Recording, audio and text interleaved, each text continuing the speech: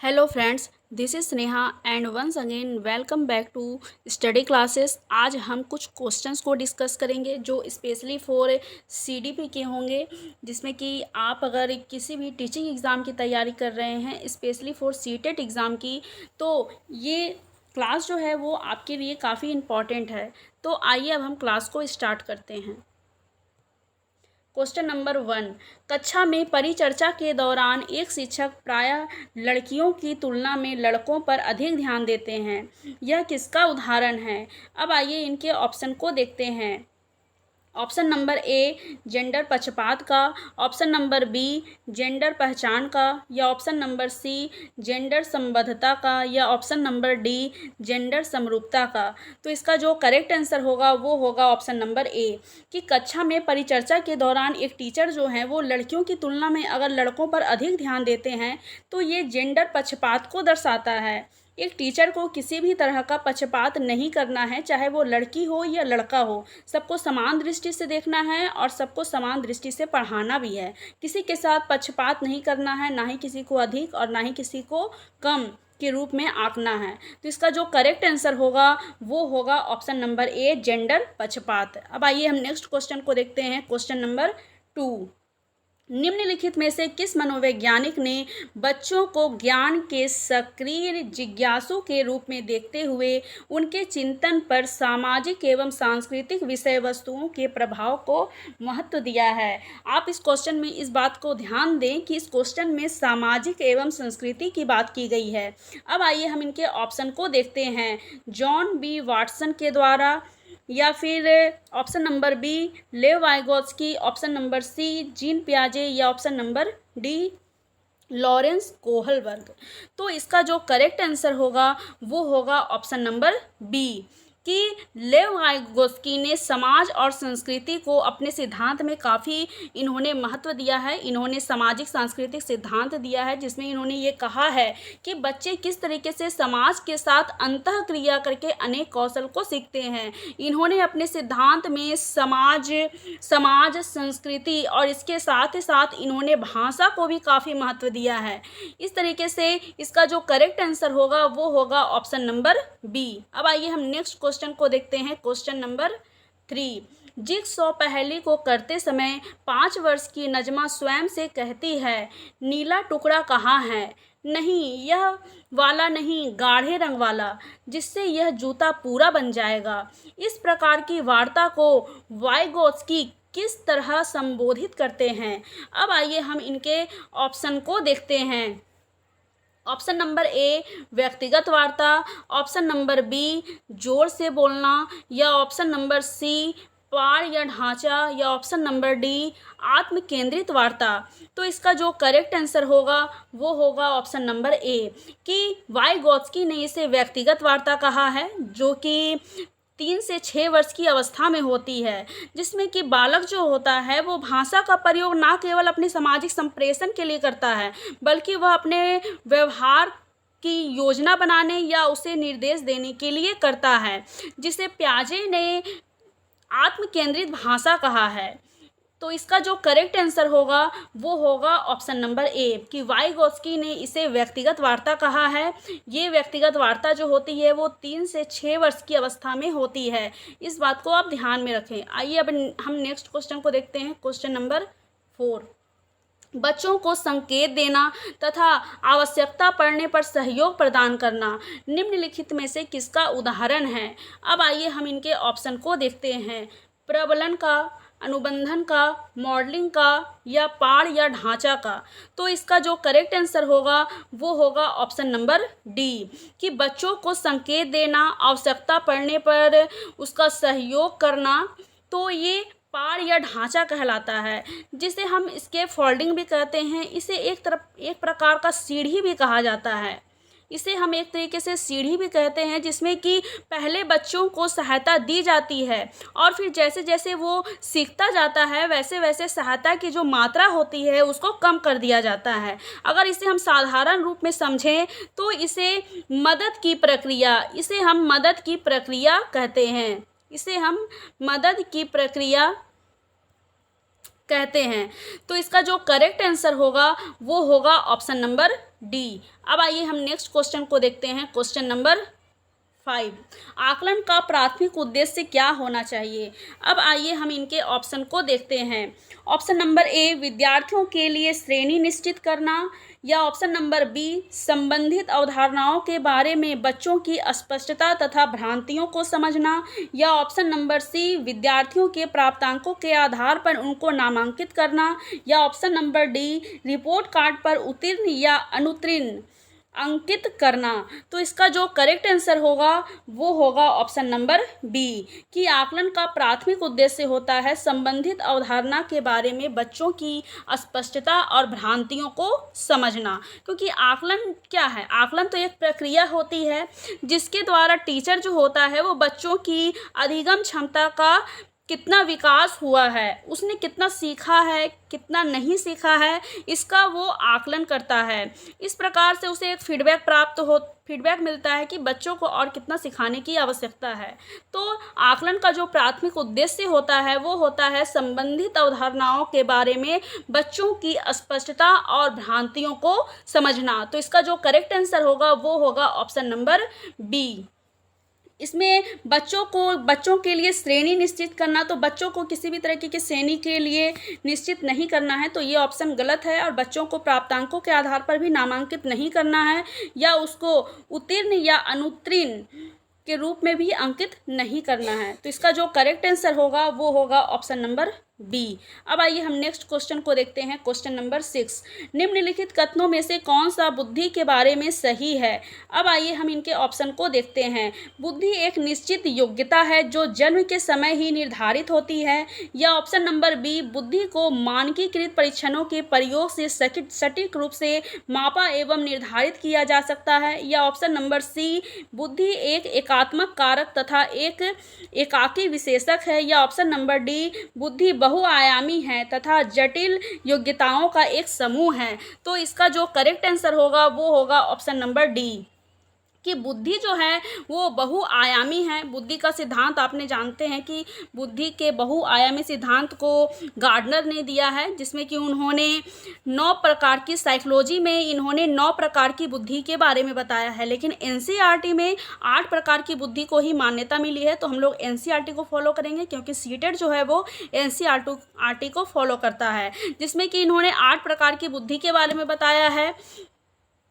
8 प्रकार की बुद्धि के बारे में भाषाई बुद्धि, स्थानिक बुद्धि, संगीतिक बुद्धि, अंतर्वैयक्तिक बुद्धि, तार्किक गणितीय बुद्धि, शारीरिक गतिक बुद्धि, अंतःवैयक्तिक बुद्धि, प्रकृतिवादी बुद्धि, ये 8 हैं। और इसके साथ ही साथ जो साइकोलॉजी में इन्होंने 9वां बुद्धि दिया है वो है अस्तित्ववादी।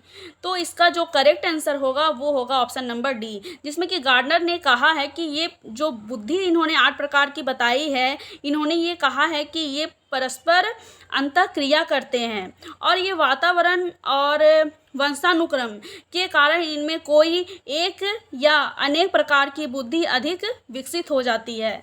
तो इसका जो करेक्ट आंसर होगा वो होगा ऑप्शन नंबर डी। अब आइए हम नेक्स्ट क्वेश्चन को देखते हैं, question number 7।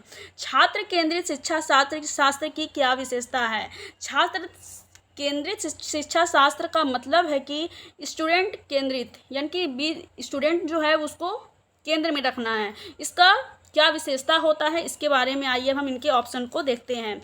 Option number A है केवल पाठ्य पुस्तकों पर निर्भर होना। तो केवल सिर्फ पाठ्य पुस्तकों पर निर्भर होना नहीं है, और वैसे भी मैंने आप लोग को बताया है कि केवल शब्द जहां आ जाए ये नेगेटिव और इशारा करता है। तो सिर्फ केवल मतलब पार्टिकुलर सिर्फ उसी चीज़ पर ही हम निर्भर रहें, ये सही नहीं है।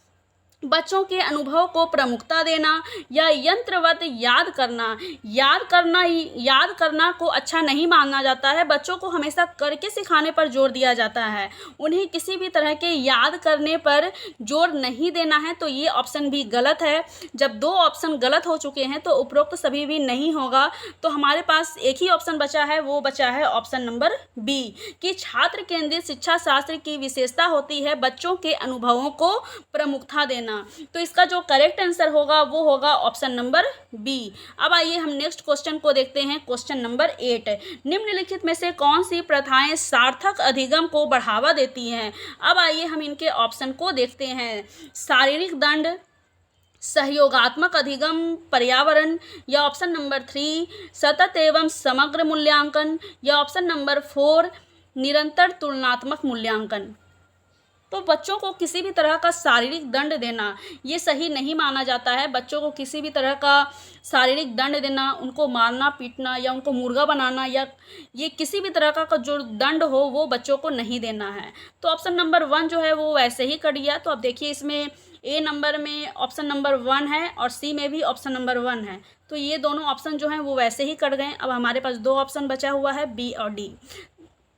अब आइए हम और भी ऑप्शन को देखते हैं। सहयोगात्मक अधिगम पर्यावरण, तो ये ऑप्शन बिल्कुल सही है कि बच्चों को सहयोगात्मक अधिगम पर्यावरण के द्वारा बच्चों को अधिगम कराया जाना चाहिए। ऑप्शन नंबर 3 है सतत एवं समग्र मूल्यांकन, तो ये भी ऑप्शन सही है कि बच्चों को सतत एवं समग्र मूल्यांकन के माध्यम से अधिगम को बढ़ावा दिया जाना चाहिए। और ऑप्शन नंबर 4 है निरंतर तुलनात्मक मूल्यांकन, तो बच्चों को किसी भी तरह का किसी से तुलना नहीं करना है। तो ये ऑप्शन जो है वो गलत हो गया। तो ऑप्शन नंबर 4 जो है वो गलत है। तो डी में ऑप्शन नंबर 4 दिया हुआ है, तो डी वैसे भी कट गया। तो हमारे पास एक ही ऑप्शन बचा है, ऑप्शन नंबर बी, जो ऑप्शन नंबर 2 और ऑप्शन नंबर 3 सही है। तो इसका जो करेक्ट आंसर होगा वो होगा ऑप्शन नंबर बी। अब आइए हम नेक्स्ट क्वेश्चन को देखते हैं, क्वेश्चन नंबर 9। एक प्राथमिक विद्यालय की अध्यापिका बच्चों को एक प्रभावशाली समस्या समाधानकर्ता बनाने के लिए किस प्रकार से प्रोत्साहित कर सकती है। अब आइए हम इनके ऑप्शन को देखते हैं। ऑप्शन नंबर ए प्रत्येक छोटे कार्य के लिए भौतिक पुरस्कार देना, तो ये बात सही नहीं है कि बच्चों को बात बात पर सिर्फ पुरस्कार ही दिया जाए। तो ये भी ऑप्शन सही नहीं है। ये क्या है कि बच्चों को बाह्य प्रेरणा के लिए उनको उत्सुक करती है, लेकिन बच्चों को क्या करना है, खुद अंदर से मोटिवेट होना है किसी कार्य को करने के लिए। तो ऑप्शन नंबर 1 जो है वो गलत है। ऑप्शन नंबर 2 है केवल प्रक्रियात्मक ज्ञान पर बल देना, तो वैसे भी केवल शब्द जहाँ आ जाए तो वो ऑप्शन वैसे भी गलत है। केवल प्रतीकात्मक ज्ञान पर बल देना, तो ये ऑप्शन भी गलत है। ऑप्शन नंबर सी है गलत उत्तरों को अस्वीकार करके उन्हें दंडित करना, तो बच्चों को किसी भी प्रकार का दंड नहीं देना है, उनको हमेशा अच्छे से पढ़ाना है, प्यार से पढ़ाना है, उनको किसी भी तरह का मारना पीटना नहीं है। तो ऑप्शन नंबर डी अब हमारे पास बचता है, जो बिल्कुल करेक्ट है कि बच्चों को सहजानुभूत अनुमान लगाने के लिए प्रोत्साहित करके तथा उसी पर आधारित विचार मंथन करके। तो इसका जो करेक्ट आंसर होगा वो होगा ऑप्शन नंबर डी, कि बच्चे अनुमान लगाएं और अपने विचार पर मंथन करें। तो ये काफ़ी अच्छा माना जाता है। ये एक प्रभावशाली समस्या समाधानकर्ता बनने के लिए बच्चों को इस प्रकार हम प्रोत्साहित कर सकते हैं।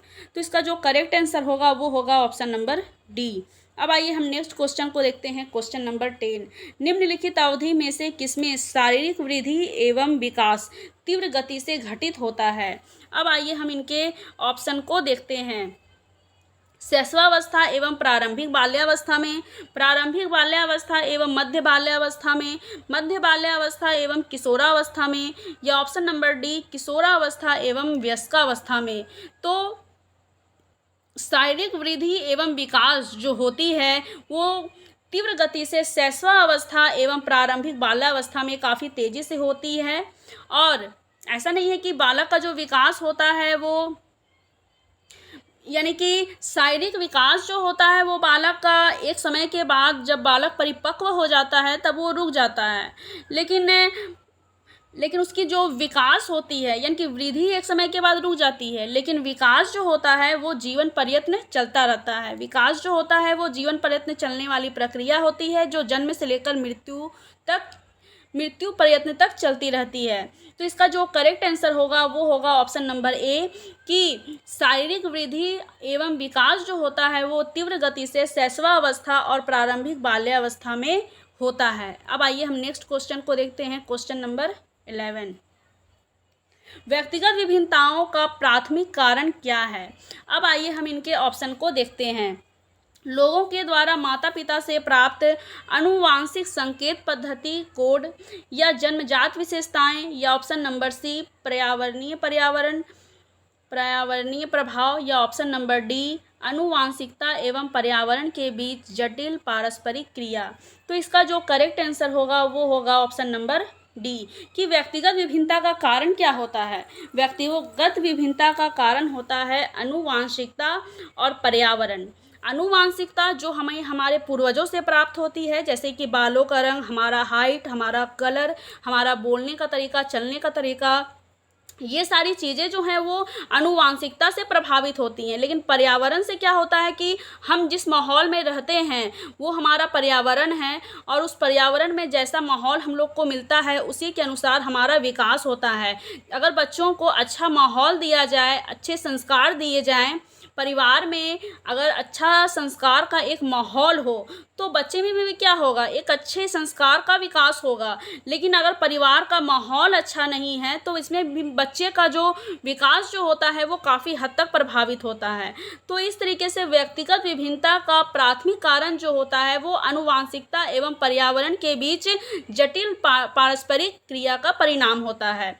तो इसका जो करेक्ट आंसर होगा वो होगा ऑप्शन नंबर डी। अब आइए हम नेक्स्ट क्वेश्चन को देखते हैं, क्वेश्चन नंबर 12। निम्नलिखित में से कौन सा द्वितीयक समाजीकरण एजेंसी का उदाहरण है। अब आइए हम इनके ऑप्शन को देखते हैं। परिवार एवं पास पड़ोस, परिवार एवं मीडिया, विद्यालय एवं मीडिया, या मीडिया एवं पास पड़ोस। तो इसका जो करेक्ट आंसर होगा वो होगा ऑप्शन नंबर सी कि द्वितीयक समाजीकरण जो होता है वो मीडिया एवं विद्यालय के द्वारा होता है। जब भी आपसे प्राथमिक यानी कि प्राथमिक समाजीकरण की जब भी आपसे बात की जाए तो इस बात का आप हमेशा ध्यान रखना कि प्राथमिक समाजीकरण होगा वो हमेशा परिवार होगा, लेकिन द्वितीय की जहाँ बात आ गई वहाँ पर हमेशा विद्यालय से होगा संबंधित। तो इस बात को आप याद रखें क्योंकि सीटेट का ये फेवरेट क्वेश्चन है। ये क्वेश्चन एक आध क्वेश्चन इससे एग्जाम में आते ही आते हैं, तो ये क्वेश्चन काफ़ी इंपॉर्टेंट है। अब आइए हम नेक्स्ट क्वेश्चन को देखते हैं, क्वेश्चन नंबर 13। बच्चे प्रभावी रूप से सीखते हैं जब। अब आइए हम इनके ऑप्शन को देखते हैं। वे पाठ्य पुस्तक में दिए गए तथ्यों को याद करते हैं। तो ये ऑप्शन गलत है। किसी भी तरह का याद करना को अच्छा नहीं माना जाता है। बच्चों को हमेशा करके सीखने या समझ कर सीखने पर काफ़ी जोर दिया जाता है। याद करना अच्छा नहीं है, तो ये ऑप्शन गलत है। अब आइए हम नेक्स्ट क्वेश्चन को देखते हैं, ऑप्शन को देखते हैं। ऑप्शन नंबर बी, वे श्याम पट पर अध्यापक के द्वारा लिखे गए उत्तरों की नकल करना। किसी भी तरह का नकल करना ये अच्छा नहीं है, क्योंकि नकल करने से क्या होगा, बच्चे दूसरों को देख करके नकल कर लेंगे, लेकिन उनका अपना खुद का कौशल हुआ, उनका जो सोचने समझने की जो शक्ति है उसके अकॉर्डिंग वो क्या है कि वो उसको डेवलप नहीं कर पाएंगे। दूसरों को देख के नकल करना मतलब कि वो दूसरों को देख के नकल तो कर ले लेकिन उसके अंदर जो कुछ विशिष्ट गुण जो पाए गए हैं वो बाहर नहीं आ पाएगा। तो ये ऑप्शन वैसे भी गलत है। अब आइए हम नेक्स्ट ऑप्शन को देखते हैं, ऑप्शन नंबर सी, ये विभिन्न गतिविधियों एवं कार्यों में सक्रिय रूप से भाग लेते हैं। तो इसका जो करेक्ट आंसर होगा वो होगा ऑप्शन नंबर सी कि बच्चे प्रभावी रूप से तभी सीखते हैं जब वो किसी गतिविधि में एवं कार्य में सक्रिय रूप से जब वो भाग लेते हैं। बच्चा जब खुद किसी गतिविधि में भाग लेता है, उस कार्य को खुद करके सीखता है, तो उस चीज़ को वो काफ़ी बेहतर तरीके से सीखता है और इससे बालक का अनेक कौशलों का विकास होता है। तो इसका जो करेक्ट आंसर होगा वो होगा ऑप्शन नंबर सी। अब है ऑप्शन नंबर डी कि शिक्षक कक्षा में होने वाली सभी घटनाओं एवं बच्चों को पूर्ण रूप से नियंत्रित करता है। बच्चों को किसी भी तरह का नियंत्रित नहीं करना है, तो ये भी ऑप्शन गलत है। अगर कोई भी ऑप्शन आप ऐसा देखें जिसमें कि बच्चों को नियंत्रित किया जा रहा है या उनको मारा पीटा जा रहा है, किसी तरह का सज़ा दिया जा रहा है या उनको याद कराया जा रहा है, तो आप इस बात का ध्यान रखें कि ये जो कीवर्ड हैं और ये हमेशा नेगेटिव और इशारा करते हैं। तो इन सारे कीवर्ड्स को आप अपने नोटबुक में ज़रूर नोट करें, क्योंकि इससे आपको क्वेश्चन को सॉल्व करने में काफ़ी सहायता मिलेगी। अब आइए हम नेक्स्ट क्वेश्चन को देखते हैं, क्वेश्चन नंबर 14, बच्चों को कक्षा में प्रश्न। अब आइए हम इनके ऑप्शन को देखते हैं। प्रश्नों के लिए हतोत्साहित करना चाहिए, तो बच्चों को किसी भी तरीके से हतोत्साहित नहीं करना है, बल्कि बच्चों को हमेशा किसी चीज़ को पूछने के लिए प्रोत्साहित करना चाहिए, जिससे कि बच्चे और भी ज़्यादा उनका विकास हो। अगर वो किसी चीज़ को नहीं समझ पाए हैं तो वो और भी अधिक प्रश्न पूछेंगे, उसके बारे में जानने के लिए जिज्ञासु होंगे, तो इसे काफ़ी अच्छा माना जाता है। तो ऑप्शन नंबर 1 ए जो है वो गलत हो गया, पर पूछने की अनुमति नहीं देनी चाहिए, तो भी ये सही नहीं है कि मान लीजिए क्लास में बच्चों को हम पढ़ा रहे हैं और बच्चों को वो चीज़ नहीं समझ में आ रही है, तो क्या बच्चों को पूछने की अनुमति नहीं है? हम पढ़ा क्यों रहे हैं? बच्चों को समझाने के लिए ही पढ़ा रहे हैं। ऐसा नहीं है कि वो हम खुद अपने लिए पढ़ा रहे हैं, जिससे कि हमको पढ़ाना है, अपना ड्यूटी निभाना है और वहाँ से चल देना है। तो ऐसा बिल्कुल भी नहीं करना है, जबकि बच्चों को हमेशा प्रश्न पूछने के लिए प्रोत्साहित करना चाहिए। क्या है कि बच्चों को अगर कुछ समझ में नहीं आया है तो वो प्रश्न पूछ करके उनके मन में जो बात है उसको वो जान सकते हैं। तो उसे किसी भी प्रकार की ऐसा नहीं है कि उसको अनुमति नहीं देनी चाहिए। तो ये ऑप्शन भी गलत हो गया। अब ऑप्शन नंबर सी है कि पूछने से रोकना चाहिए, तो बच्चों को किसी प्रकार से प्रश्न पूछने से रोकना नहीं है, तो ये ऑप्शन भी गलत हो गया। अब हमारे पास एक ही ऑप्शन बचा है, वो है ऑप्शन नंबर डी, कि प्रश्न पूछने के लिए उन्हें प्रेरित करना चाहिए। बच्चों को हमेशा प्रश्न पूछने के लिए प्रेरित करना चाहिए, क्योंकि बच्चे इसमें क्या होते हैं कि हमेशा एक्टिव होते हैं, और वैसे भी बच्चों को हमेशा एक्टिव रखना है। बच्चे पैसिव यानी कि क्लास में बच्चे जो हैं वो हमेशा एक्टिव रहें, इसे काफ़ी अच्छा माना जाता है। तो इसका जो करेक्ट आंसर होगा वो होगा ऑप्शन नंबर डी। अब आइए हम नेक्स्ट क्वेश्चन को देखते हैं। क्वेश्चन नंबर 15, एक शिक्षक बच्चों को प्रभावी रूप से समस्या का समाधान करने में सक्षम बनाने के लिए किस प्रकार से प्रोत्साहित कर सकती है? अब आइए हम इनके ऑप्शन को देखते हैं।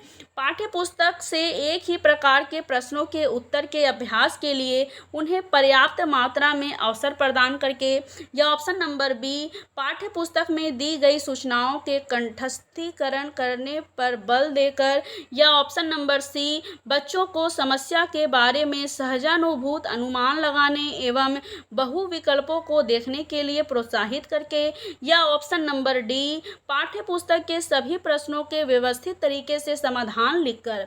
तो इसका जो करेक्ट आंसर होगा वो होगा ऑप्शन नंबर सी, कि बच्चों को समस्या के बारे में सहजानुभूत अनुमान लगाने एवं बहु विकल्पों को देखने के लिए प्रोत्साहित करके। यानी कि बच्चों के सामने अगर कोई समस्या आई है तो वो किस तरीके से उनका समाधान करें, इसके लिए उनको अनुमान लगाने के लिए प्रोत्साहित करना चाहिए। और बहु विकल्प यानी कि अगर कोई समस्या है तो उसको हम किन किन विधि के द्वारा सॉल्व कर सकते हैं, ये होता है बहु विकल्प। तो इसका जो करेक्ट आंसर होगा वो होगा ऑप्शन नंबर सी।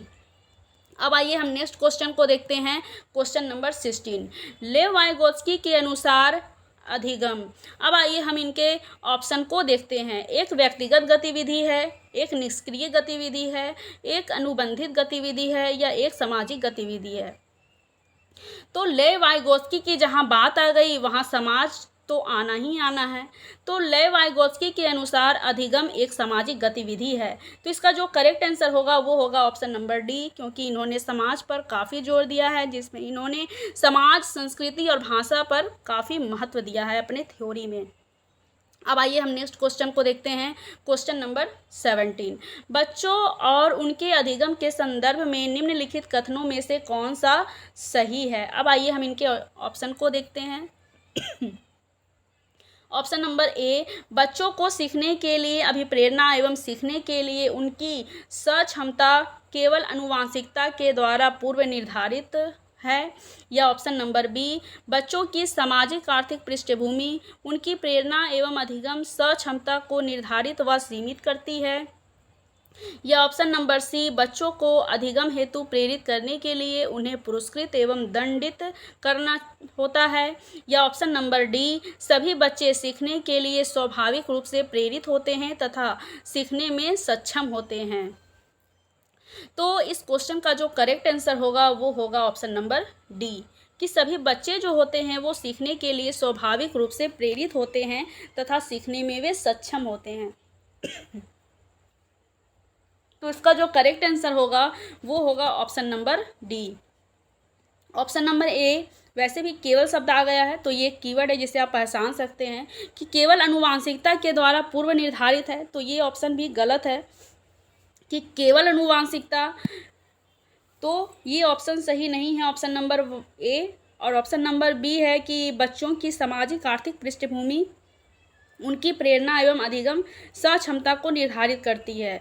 तो ये भी बहुत हद तक इम्पोर्टेंट नहीं है। बहुत से बच्चे ऐसे होते हैं जिनकी सामाजिक आर्थिक स्थिति अच्छी नहीं होने के कारण भी वो बहुत इंटेलिजेंट होते हैं और बहुत अच्छा करते हैं, तो ये ऑप्शन भी सही नहीं है। और या बच्चों को किसी तरह का दंड देना या बार बार पुरस्कार देना, ये भी सही नहीं है। तो बच्चों को एक हद तक पुरस्कार देना तो चलो किसी हद तक हम सही मान भी सकते हैं, लेकिन दंड देना को बिल्कुल गलत माना जाता है। बच्चों को किसी प्रकार का दंड देना बिल्कुल भी सही नहीं है। तो इसका जो करेक्ट आंसर होगा वो होगा ऑप्शन नंबर डी। अब आइए हम नेक्स्ट क्वेश्चन को देखते हैं, क्वेश्चन नंबर 18।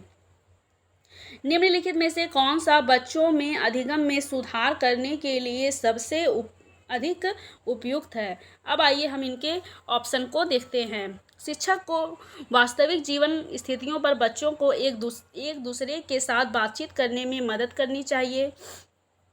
या ऑप्शन नंबर बी, नियमित मूल्यांकन परीक्षा आयोजित की जानी चाहिए। या ऑप्शन नंबर सी, शिक्षक को विभिन्न उदाहरणों एवं चित्रों का उपयोग करके विषय की व्याख्या करनी चाहिए।